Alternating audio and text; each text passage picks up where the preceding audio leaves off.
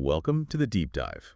Today we're tackling something, well, really central to our working lives, burnout and work engagement. Yeah, absolutely critical topics. And we're not just, throwing these terms around loosely. We're going to dig into what the science actually says. Understanding this stuff can be a real game changer for your own well-being and for just navigating the dynamics you see every day at work. That's right. And our guide for this exploration is a really solid piece of research, a 2014 article called Burnout and Work Engagement, the JDR approach. Okay. It's by Bakker, Demerouti, and Sanz-Vergel, and it was published in the Annual Review of Organizational Psychology and Organizational Behavior. It really sets the stage. Right. It aims to give clear definitions, look at the causes, the consequences, and tie it all together using the Job Demands Resources Theory, or JDR theory. So listener, your mission with us today is pretty simple. Yeah. Get a clear, no-nonsense understanding of burnout and work engagement. We want to unpack what they really mean, what drives them, how they impact you and your work, and how they relate to each other. And we'll try to do it without getting too bogged down in academic jargon. Think of it as the express route to being seriously informed. Exactly. Okay, let's get started. Burnout. Where did this whole concept even come from? Well, the term really started picking up steam back in the 1970s, largely thanks to Herbert Freudenberger. Okay. He was observing this gradual emotional drain, a real loss of motivation among volunteers working in aid organizations in New York. Volunteers, interesting. Yeah, and what's really key about that initial context is these were people who were incredibly dedicated, pouring energy into helping others. Right. But then they started hitting this wall, mental and physical exhaustion. That initial passion just faded when they didn't see the results they hoped for. So almost like a kind of compassion fatigue. You give, and if the payoff isn't there. Exactly. Something breaks down. It resonates, right? Totally. But how did that observation turn into the more sort of formal definition we often hear about today? That shift really came with Christina Maslach and Susan Jackson in the early 80s. Oh, okay. They interviewed a lot of human services workers, nurses, social workers, people like that, and they identified this pattern they labeled burnout. And what did that pattern look like? Their definition had three core parts. First, emotional exhaustion, just feeling completely drained by your work, especially interacting with people. Right, just depleted. Second, depersonalization.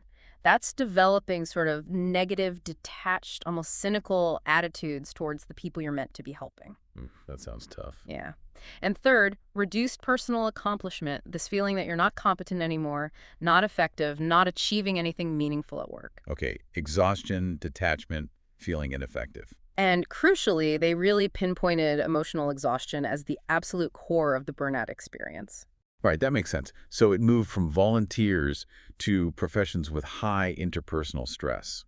But I guess the idea didn't stay confined just to those helping roles. No, absolutely not. That initial idea that, burnout is just for nurses or therapists, that got challenged pretty quickly. Yeah, I can imagine. Researchers realized these same dynamics could be happening in all sorts of jobs, so that led to adaptations like the Maslach Burnout Inventory General Survey, the MBIGS. Okay, the general version. Yeah, Schofeli and his colleagues developed that in the mid-90s. They tweaked the dimensions to make them more universal. How so? Well, they replaced depersonalization with cynicism, which is a more general, kind of distant, negative attitude towards your work itself, not just the people. Right, less specific to clients or patients. Exactly. Right. And reduced personal accomplishment became reduced professional efficacy. That covers feeling ineffective in both the social and the non-social parts of your job. Got it. So instead of, I don't care about these clients, it's more, I just can't get invested in any of this work. And the achievement part is about your overall job competence. Makes sense for broader application. Precisely. It broadened the scope considerably. Were there other ways people started measuring burnout too? Yeah, definitely. A couple of other well-known ones popped up. There's the Oldenburg Burnout Inventory, the OLBI. OLBI, okay. That one looks at burnout through exhaustion, feeling worn out, physically and emotionally, and disengagement, which is similar to cynicism, that detachment from work. Exhaustion and disengagement. And then there's the Shira Melamed Burnout Measure, the SMBM. That one focuses maybe a bit more on the physical side, physical fatigue, and also cognitive weariness, like your brain just feels tired. Mental drain. So different angles trying to capture this multifaceted thing called burnout. Exactly. It shows up in slightly different ways, and these measures try to reflect that. Okay, that gives us a good handle on burnout. Now, let's flip to the positive side, work engagement. Where did that idea start? The concept of work engagement really gained traction with William Kahn's work in 1990. Right. He talked about it as the harnessing of organization member selves to their work roles. It sounds a bit academic, but the core idea is that engaged people bring their whole self, physical, cognitive, emotional energy to their job. So really throwing yourself into it. Yes, and crucially, that effort comes from identifying with the work. Kahn saw it as this dynamic interplay. You invest your personal energy, and the work role, in return, allows you to genuinely express yourself. That sounds much more active and intentional than just not being burned out. It really is. And you mentioned earlier that burnout research actually sparked interest in engagement. How did that connection happen? Exactly right. As researchers learned more about the negatives of burnout, it was almost a natural next step to ask, okay, what does the positive end of this spectrum look like? Right. And engaged employees really stand out. They feel energetic, connected. They tend to view work challenges as stimulating, not just draining or stressful. That's a key distinction from burnout. So some saw them as basically polar opposites. I think Maslock and Leiter had that view. Yes, precisely. Maslock and Leiter, building on their burnout work, essentially framed engagement as the direct opposite. So low burnout equals high engagement. In their model, yes. Yep. Where burnout is exhaustion, cynicism, and inefficacy. Engagement is energy, involvement, and efficacy. Okay. So theoretically, you could even measure engagement by just flipping the scores on their burnout inventory, the MBIGS. Interesting. So low exhaustion, low cynicism, high efficacy, boom, you're engaged.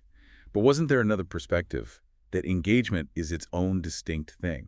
Yes, and that's become a very influential view. Shafili and his colleagues argued that engagement, why related to burnout, is an independent concept. Okay, so separate but related. Right. They defined engagement as a positive, fulfilling, work-related state of mind. And they characterize it by three key things: vigor, dedication, and absorption. Vigor, dedication, absorption. Okay, break those down. Sure. Vigor is about having high energy levels, feeling mentally resilient, being willing to really invest effort, and persisting even when things get tough. Right, that energy component. Dedication is about being really involved in your work, feeling a sense of significance, pride, enthusiasm, inspiration, seeing your work as a challenge you want to meet. The passion part. Exactly. And absorption, that's being fully concentrated, deeply engrossed in your work. Time passes quickly, you find it hard to detach yourself, sometimes called being in the zone or flow. Ah, that flow state. I know that feeling. So Schofeli's view adds that absorption piece. Correct. It's not just the absence of the bad stuff, but the active presence of these positive states: vigor, dedication, absorption. So how do these two views, opposite versus independent, line up with the burnout dimensions we discussed? Exhaustion, cynicism. Well, both views basically agree that the energy dimension, vigor, in Schofeli's model, energy in Maslock and Leiter's, is the opposite of exhaustion. Makes sense. Energy versus exhaustion. And the identification dimension, dedication or involvement, is seen as the opposite of cynicism or disengagement. Right. Identification versus detachment. The key difference is that the Schofeli independent view adds absorption as a third distinct component of engagement, which doesn't have a direct negative counterpart in the classic three-factor burnout model. Okay, so summing up, work engagement is fundamentally about high energy and strong identification with your work. That's the vigor and dedication. Yes. Burnout is the flip side. Low energy, poor identification, exhaustion, and cynicism. Right. And engagement, particularly in that Schofeli view, also includes being really immersed, absorbed in what you're doing. You got it. That's the essence of it. Okay, clear. Now let's get into the causes. What actually leads to burnout? What are the major drivers according to the research? Well, the research really points to two main areas: factors in your work situation and your own individual characteristics. Situation and person. Looking at the situation first, a big meta-analysis, combining results from many studies by Lee and Ashforth back in '96, really highlighted something important. What was that? Job demands are generally stronger predictors of burnout than a lack of job resources. Interesting. So the stressors are more potent than the lack of support, in a way? In terms of driving burnout, yeah, that's what they found. Job demands are those aspects of your job that require sustained physical, emotional, or cognitive effort. Like workload pressure. Exactly. And they come with costs. physiological, psychological costs. Think feeling drained, stressed, mentally overloaded. Right. And when you're exposed to high demands constantly over time, that can lead straight to chronic exhaustion and that emotional distancing we call burnout. It just wears you down. What kind of specific job demands did they find were particularly problematic? Lee and Ashworth pointed to things like role ambiguity, not being clear what's expected of you, role conflict, facing incompatible demands, general role stress, experiencing specific stressful events at work, heavy workload obviously, and constant work pressure. Sounds familiar for many jobs. Right. And while their early work focused a lot on human services, these demands pop up everywhere. They argued these demands feel like losses because dealing with them constantly drains your personal energy and resources. That makes sense. Always giving, never quite catching up. Was that finding about demands backed up later? Oh, yeah, definitely. A more recent meta-analysis by Alarcon in 2011 looked across many different occupations, confirmed it. Job demands are major players in predicting burnout, especially exhaustion and cynicism. Things like role conflict, workload, and role ambiguity kept coming up as key culprits. Okay, so high demands are a definite risk factor. What about the other side, not having enough job resources? How does that contribute? Job resources play a different but still important role. Remember, resources are the things that help you achieve goals, buffer demands, or stimulate growth, like support, feedback, autonomy, opportunities to learn. Right, the good stuff. Now, while demands seem more directly linked to the exhaustion part of burnout, a lack of resources has a consistent negative relationship, especially with cynicism. Ah, okay. So lack of support fuels the detachment. It seems so. When people feel they aren't developing, don't get feedback, lack variety, or feel isolated, they tend to become more cynical and disengaged from their work. So it's not just being overworked, but also feeling stuck, unsupported, unappreciated. That also contributes to burnout. Exactly. It's a different pathway, but it still leads towards burnout, particularly that cynical detachment. And do resources also help people cope with those high demands we talked about? Yes, absolutely. They can act as a buffer. This is a really key finding. A buffer, like a shield. Kind of, yeah. Bakker and colleagues found that the combination of high demands and low resources is particularly toxic. It significantly increases burnout risk. Okay, the worst of both worlds. But conversely, having high resources can buffer or lessen the negative impact of high demands. How does that work? Well, they found specific resources like autonomy, feedback, social support, and a good relationship with your boss can cushion the blow of things like work overload, emotional demands, or work interfering with home life. So if I have a ton of work, but I have control over how I do it. That autonomy might help you manage the pressure better.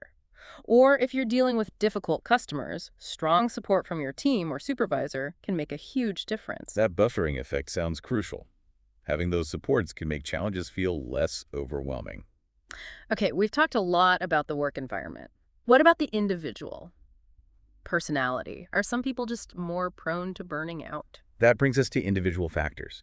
And while, yeah, the work environment is generally seen as the heavier hitter, Right. personality definitely plays a role. Schofele and Ensman noted way back that tons of studies linked various personality traits to burnout, things like hardiness, locus of control, self-esteem. So maybe feeling like you have some control makes you less vulnerable. That seems to be part of it.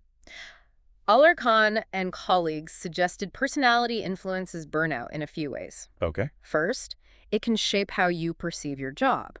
Someone high on emotional stability might see a deadline as a challenge, while someone lower might see it as a threat. Right. Perception matters. Second, personality might influence the kinds of jobs people select or gravitate towards. Maybe stable extroverts find themselves in roles with more resources. Self-selection. And third, certain traits might just equip you better to cope. An extrovert might find it easier to seek social support when facing emotional demands, for instance. Yeah, it makes sense. Our traits shape how we see things, where we end up, and how we handle stuff. What about the big 5 personality traits? Any clear links there? Yes. Alarcon's meta-analysis found pretty consistent links. 4 of the big 5, emotional stability, extroversion, conscientiousness, and agreeableness, were negatively related to burnout dimensions, meaning higher scores on these generally meant lower burnout. Okay, so being stable, outgoing, reliable, agreeable helps protect against burnout.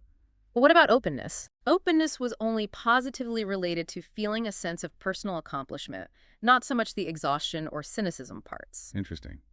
Any standouts among the others? Emotional stability, being calm, less prone to negative emotions, was particularly strongly linked to lower exhaustion and lower cynicism depersonalization. Okay, so being less reactive helps a lot. And extroversion was strongly linked to higher personal accomplishment or professional efficacy. Being outgoing seems to boost that sense of competence. Got it. What about those more specific traits you mentioned, like self-esteem, optimism? Yeah, those lower order factors also showed significant links. Things like self-esteem, self-efficacy, believing you can succeed, internal locus of control, feeling you control your destiny, optimism, positive affectivity, proactive personality, hardiness. Oh, a lot of them. They all generally related negatively to burnout. So having more favorable scores on these traits seems protective.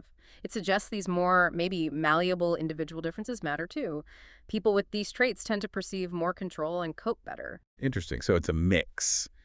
The job situation is huge, but our individual makeup definitely colors how we experience it and how vulnerable we are. Okay, let's switch back to engagement again. What drives that? What gets people energized, dedicated, absorbed?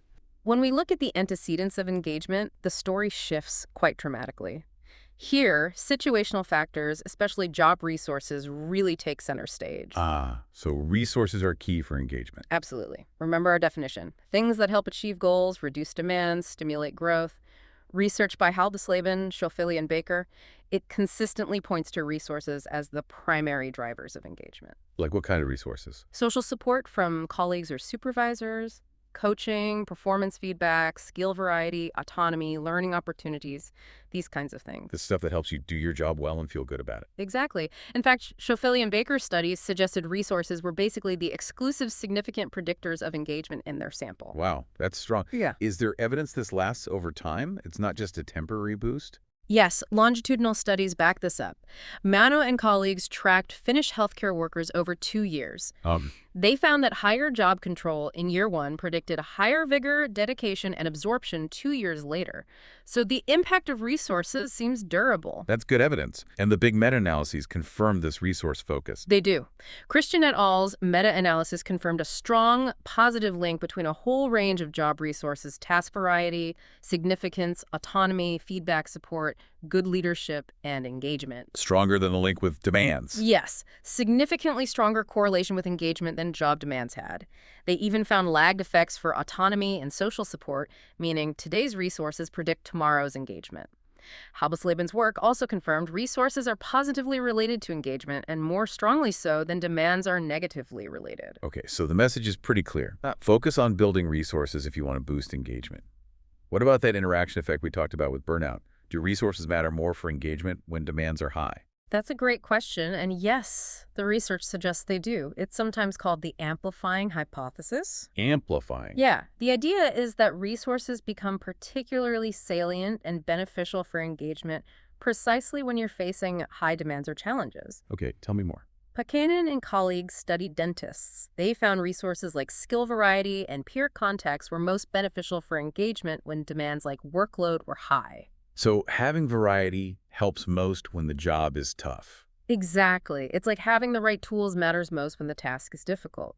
They found significant interactions, skill variety really boosted engagement under high workload and helped offset its negative effects. That makes intuitive sense. Did Bakker find similar things with teachers? Yes, very similar findings. Resources like supervisor support, innovation opportunities, feeling appreciated, a positive school climate. These were particularly important for maintaining teachers' engagement when they were dealing with high levels of student misbehavior. So support helps teachers stay engaged even with difficult classes. Right. And again, these effects were found over time and even daily. Resources buffer the negative impact of demands on engagement, especially when those demands are high. So resources are key drivers and crucial buffers for engagement. Now, what about individual differences? Does personality play a role in who gets engaged? It does seem to. Just like with burnout, personality can influence engagement, possibly by affecting how people mobilize or perceive resources. How might that work? Well, think about an extrovert. They tend to experience more positive emotions, they seek out social interaction, they like stimulation.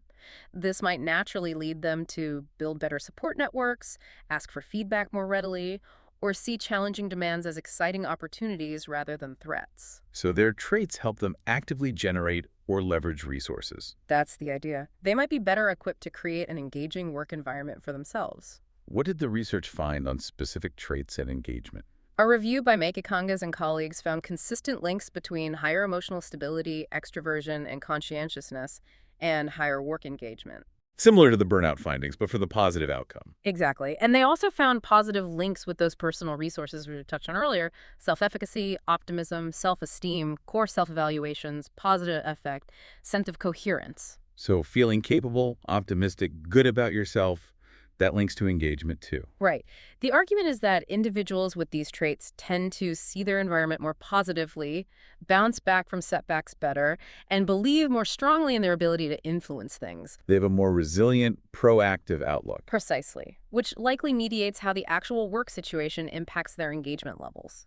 This lines up with other meta-analyses linking optimism, self-efficacy, conscientiousness, positive affect, and proactive personality to engagement. Proactive personality came up again. How does being proactive specifically link to engagement? Bakker and colleagues looked into this. They found that people with a proactive personality, those who tend to initiate change and anticipate problems, are more likely to engage in job crafting. Shaping their own jobs. Exactly. They actively try to increase their job resources, like seeking feedback or learning new skills, and seek out more challenging demands. And this job crafting, in turn, leads directly to higher work engagement. So taking control and shaping your work really fuels engagement. That's powerful. Right. Okay, we've covered the causes.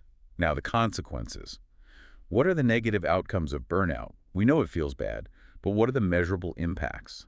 The consequences are, frankly, quite serious and wide-ranging. Research consistently links burnout to poorer health, both psychological and physical. Let's start with psychological health. Studies show higher rates of depressive disorders, anxiety disorders, even alcohol dependence among people experiencing burnout. Wow. Longitudinal research following people over time shows burnout can predict future depressive symptoms and lower life satisfaction. And there can be a nasty reciprocal loop where burnout and depression feed each other. That's a significant toll on mental well-being. What about physical health? Also a major concern. Burnout is linked to more frequent physical complaints, sleep problems, headaches, infections. It's associated with faster health deterioration over time. Okay. Specific links have been found to increased musculoskeletal problems, higher risk of infections, and even an increased risk of developing type 2 diabetes. Serious stuff. And even more critical long-term risks. Unfortunately, yes. Studies have linked burnout, particularly the exhaustion component, to an increased risk of cardiovascular disease, including heart attacks. That's alarming. And perhaps the most sobering finding is a link to increased all-cause mortality, especially in younger employees. One study found a significant increase in the risk of dying over a 10-year period for each unit increase in burnout score among those under 45. Wow. That really underscores that burnout isn't just feeling stressed. It has potentially life-altering consequences. What about the impact at work? Performance, attendance? Absolutely. Burnout clearly damages job performance. Emotional exhaustion, that core component, predicts lower future job performance. Studies on nurses, police officers, they show negative relationships between burnout, exhaustion, and cynicism, and how well they perform their main duties, what we call in-role performance. Even with objective measures. Yes, reviews suggest the pattern is clearest for exhaustion, correlating negatively with objective performance metrics too. Though one study did find that colleague support could buffer this, leading to less cynicism and better team financial results. Interesting. What about absenteeism? People being off work? Huge link there. Burnout is a strong predictor of future absence duration. Higher burnout levels are linked to more sick days per year. Okay. It increases the risk of needing medically certified absences, and exhaustion specifically predicts long-term sickness absence being off for 90 days or more. So massive costs for individuals in terms of health, and huge costs for organizations in lost productivity, performance dips, and absence. Exactly. The consequences are severe on multiple levels. Okay. Let's shift to the consequences of engagement. We know it feels good, but what are the tangible benefits? The outcomes of engagement are predominantly positive, especially for motivation and performance. While there's some suggestion of links to better physical health, maybe because engaged people are more active, The main focus is on the positive ripple effects. It's like positive emotions. Definitely. Engaged employees consistently report feeling more positive emotions at work: inspired, energetic, cheerful, enthusiastic. And that spills over. It seems to. Studies show that on days employees feel highly engaged, both they and their partners report greater happiness at home. That's a nice ripple effect. Does engagement also boost things like creativity or learning? Yes, there's good evidence for that. Consistent with theories like broaden and build the idea that positive emotions broaden our mindset. Engaged workers seem more open to new experiences. Okay. This openness leads to more exploration, learning, and creativity. Engaged employees are often rated as more creative by their colleagues. And they take more initiative. Yes, they're more receptive to new ideas, which fuels active learning and proactive behavior. They're more likely to seek out learning opportunities, take initiative on task, and even engage in that job crafting we talked about. There's evidence of a positive upward spiral. Engagement leads to initiative, which boosts engagement further.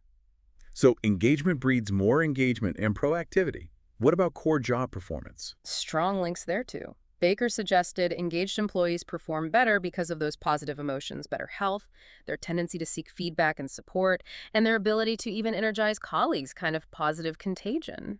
Is there evidence for that performance link? Yes. Studies show engagement at one point predicts higher self-rated, supervisor-rated, and coworker-rated in-role performance later on. Similar findings exist for extra-role performance going above and beyond. Like organizational citizenship behaviors, helping out colleagues, volunteering for tasks. Exactly. Engaged employees are more likely to exhibit those OCBs. Some argue engagement primarily predicts the willingness to perform, extra role, while lack of burnout predicts the ability, in role. But meta-analyses suggest engagement predicts both task and contextual performance pretty well. So they do their job well and contribute more broadly. Right. They tend to be efficient at their core tasks, freeing up energy for other contributions.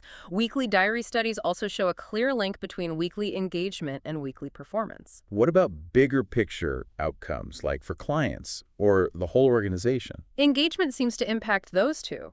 Studies have linked daily employee engagement to better daily financial returns in businesses like fast food restaurants. Wow, daily. Yeah, and customer loyalty has been linked to employee engagement, often through the mediating factor of a positive service climate created by engaged staff. Makes sense. Happy, engaged staff lead to happy customers. And large-scale meta-analyses, like the famous Gallup ones by Harder and colleagues, consistently show that business units with higher average engagement tend to have higher profitability, productivity, customer satisfaction, and loyalty, and lower turnover. So fostering engagement isn't just a nice to have, it's actually good business strategy. The evidence strongly suggests that yes, management systems should really focus on fostering engagement to reap those performance gains. Okay, fantastic overview of the causes and consequences. Now let's bring it all together with that job demands resources theory you mentioned at the start. How does the JDR model help make sense of all this? The JDR theory or model is really powerful because it provides an overarching framework to understand how job characteristics lead to both burnout and engagement and their outcomes. Okay, an integrating model. Exactly. Developed initially by Demerouti, Bakker, and colleagues around 2001 and refined since. Its core idea is that any job characteristic can be classified as either a job demand or a job resource. Everything fits into one of those two buckets. Pretty much, that's its flexibility. It means the model can be applied to basically any occupation. Physical demands might be key for construction workers, emotional demands for nurses, cognitive demands for engineers. You just tailor the specific demands and resources. Versatile. And what does the model propose happens with these demands and resources? It proposes two main psychological processes that run relatively independently. Two processes. Yes. First, a health impairment process. This is primarily driven by job demands. Constant demands require effort, consume energy, and over time this leads to strain, exhaustion, and eventually health problems, the path to burnout. Okay, demands lead to burnout via strain. What's the second process? That's the motivational process. This is primarily driven by job resources. Resources help achieve goals, reduce demands, and crucially, they fulfill basic psychological needs like autonomy, competence, relatedness. Right, those core needs. Fulfilling these needs fosters enjoyment, motivation, learning, and ultimately work engagement. So resources lead to engagement via motivation. So two distinct paths. Demand strain burnout And resources, motivation, engagement. That's the core dual pathway idea, and loads of studies support this, showing demands predict burnout and health issues, while resources predict engagement and positive outcomes like commitment or lower turnover intentions. Like that call center example you mentioned earlier. Exactly. Demands predicted health problems and absence. Resources predicted dedication and intention to stay. Another big meta-analysis in the safety field found demands led to burnout and accidents, while resources led to engagement and fewer injuries. Okay, the dual pathways make sense. But you also mentioned interactions between demands and resources. Yes, that's the third key proposition of JDR theory. Demands and resources don't just operate in isolation. They interact to predict well-being and, indirectly, performance. How do they interact? Two main ways. First, the buffering effect we discussed earlier. Resources can buffer or weaken the negative impact of high demands on strain and burnout. Right, having support helps you cope with pressure. Precisely. Social support, feedback, autonomy, they help mitigate the harm from demands. Second, there's the amplification effect, mainly regarding engagement. Resources matter more when demands are high. Exactly. Resources seem to have their strongest positive impact on work engagement when job demands are also high. When things are challenging, having those resources becomes extra motivating and helps foster dedication. Okay, so resources protect against the bad, burnout, and boost the good engagement, especially when things are tough. Now, the model was extended to include personal resources too. Correct. Recognizing that individuals aren't passive, the model incorporated personal resources. These are those positive self-evaluations, self-efficacy, optimism, resilience, self-esteem. The psychological capital stuff. Kind of, yeah. Things linked to resilience and a sense of control. These personal resources are thought to help people set goals, stay motivated, perform better, feel more satisfied, partly because they lead to more intrinsic motivation. And how do they fit into the JDR picture? Research, like Xanthopoulos' work, suggests personal resources might not directly buffer the demand exhaustion link, but they do seem to partly mediate the resource engagement link. Meaning that having good job resources helps build your personal resources, which in turn boosts engagement. So job resources foster personal resources, which foster engagement. And there's even evidence for reciprocal relationships. Over time, job resources boost personal resources and engagement. And then higher engagement in personal resources might lead people to seek out or create more job resources. Yeah. A positive gain spiral. A virtuous cycle. Yeah. Okay, one last piece. Job crafting. How does that fit in? Job crafting is about employees actively changing their own job design. It was recognized that people aren't just passive recipients of their job roles. All right, they creak things. Exactly. They might change their tasks, negotiate relationships, alter how they think about their work. Timms, Bakker, and colleagues define job crafting specifically within the JDR framework. They see it as employees actively changing their levels of job demands and resources. Specifically, increasing structural resources like autonomy or variety, increasing social resources like feedback or support, increasing challenging job demands, seeking growth opportunities, and maybe decreasing hindering job demands, trying to offload frustrating tasks. So employees proactively managing their own JDR balance. That's the idea, and the model now incorporates this. Job crafting is hypothesized to influence future demands and resources, and thereby indirectly impact engagement and burnout. Is there evidence for that? Yes. Longitudinal studies show that crafting resources predicts increases in actual resources later, leading to more engagement. Crafting challenging demands also seems to boost well-being. Daily diary studies find that seeking resources and challenges is linked to higher daily engagement. So job crafting is a key mechanism through which employees influence their own well-being within the JDR framework. It plays a really substantial role, yes. It adds that layer of employee agency to the model. Okay, this JDR model really ties things together nicely. Now, the practical side. Knowing all this, what can organizations and individuals actually do? What interventions work? Yeah, this is crucial. Since burnout and engagement aren't just opposites, interventions need to tackle both preventing burnout and fostering engagement, and it usually requires a mix of organizational level and individual level approaches. Makes sense. What about organizational interventions? These often focus on groups and involve things like job redesign and training. For demands, it's about optimizing them. Optimizing. Yeah, reducing the hindering demands role, ambiguity, conflict, insecurity, things that just get in the way.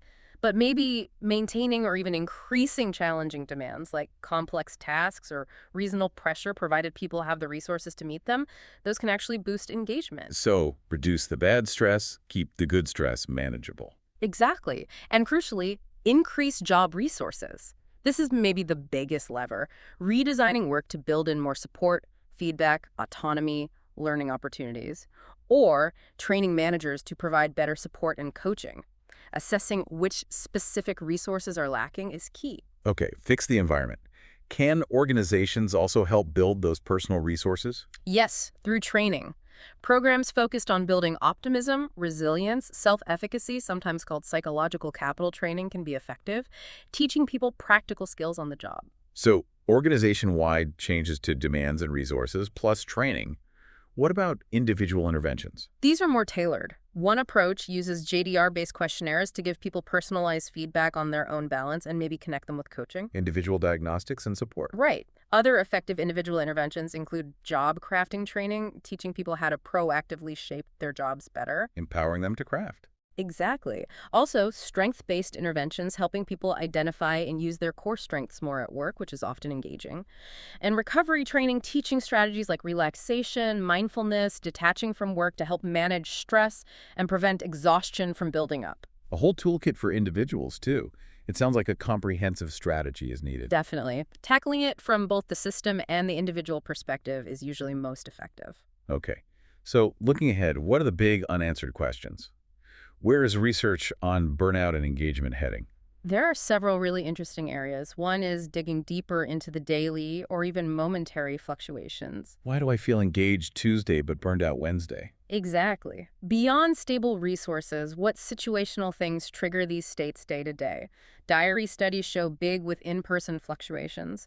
How do high burnout individuals react differently to daily hassles? Do symptoms accumulate across the week? And even moment to moment. Yeah, some suggest burnout and engagement might fluctuate hourly, depending on the task or interaction. Using methods like experience sampling, pinging people on their phones throughout the day could capture this. Fascinating. What else? The interplay with job crafting needs more exploration. We know crafting can boost engagement, but does burnout reduce crafting? Does it make people less likely to seek resources or challenges? Is crafting the missing link, explaining how burnout might lead to worse job conditions over time? The potential negative spiral. Right. And finally, understanding the link to observable behaviors. We know burnout might link to things like aggression or counterproductive work behavior and engagement to helping or proactive behaviors. How people actually act. Yes. Understanding these behavioral consequences is key for performance, but also because behaviors affect colleagues and partners, those crossover effects. How does my burnout impact my team's engagement via my actions? Lots of important questions still to explore. This has been incredibly insightful. To wrap things up, what are the absolute key takeaways listeners should hold on to from our deep dive today? Okay, the big picture. Burnout is mainly driven by high job demands, coupled with low job resources, and its consequences lean heavily towards negative health outcomes. Demands burnout health issues. Right. Work engagement, conversely, is primarily fueled by job resources, and its consequences are more strongly linked to positive motivation and performance outcomes. Resources, engagement, motivation, performance. Exactly. They're related but distinct. Individual characteristics like personality and personal resources also play a significant role in both. Person matters too. And the JDR model is a super useful way to understand these dynamics, the dual pathways, the interactions, the role of personal resources and job crafting. It also provides a solid basis for interventions. Interventions targeting both the organization and the individual. Yes, optimizing demands, boosting job and personal resources, enabling job crafting. And finally, remember that research is ongoing, especially looking at those daily fluctuations, the role of crafting, and behavioral outcomes. A really comprehensive picture. So listener, as you reflect on this, maybe take a moment to consider the balance of demands and resources in your own work. How might that balance be affecting your energy, your engagement levels? Yeah, and based on our chat, are there maybe small changes, small crafting actions you could explore, or perhaps conversations you could start in your workplace? Definitely food for thought. We've covered a lot, but it really just scratches the surface of this rich area. I definitely encourage you to explore the research further if this sparked your interest. Thanks for taking this deep dive with us.